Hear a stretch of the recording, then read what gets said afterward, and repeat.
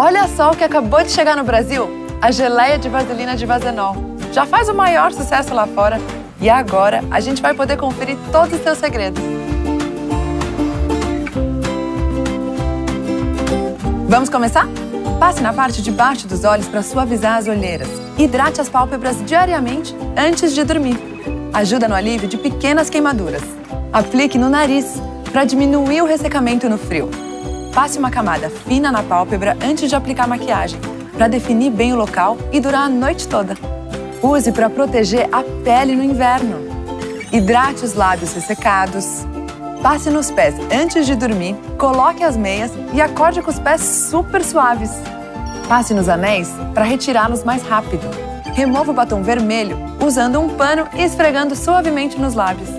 Aplique em pequenos machucados na fase final de cicatrização, para auxiliar a recuperação da hidratação da pele. Transforme batons antigos em gloss novos. É só misturar.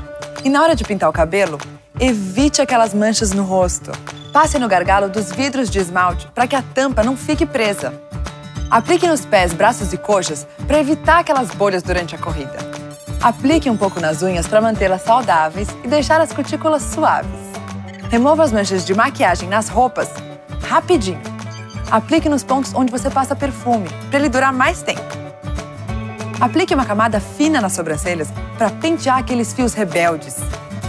Passe no brinco para ele entrar mais fácil. Você também pode usar para hidratar a pele depois de fazer uma tatuagem. Remova os cílios postiços de um jeito mais fácil. Agora uma dica para os esportistas. Durante o exercício físico, passe nos mamilos e outras partes que são mais sensíveis ao contato com a roupa. Passe nos pés e evite as bolhas causadas pelos sapatos. Proteja a sua pele antes de descolorir os pelos. E hidrate os cotovelos e joelhos, que são as partes mais secas do corpo. Você também pode misturar com sal ou açúcar e fazer um esfoliante caseiro. Depois de um dia de esportes em ambientes externos, aplique nas mãos para aliviar o incômodo de muito sol, sal e vento. Passe nos cílios para deixá-los mais volumosos e compridos. Sem falar que é excelente para fazer uma massagem. Experimente e descubra novos usos para a geleia de vaselina de Vazenol. Acesse facebook.com/VazenolBrasil.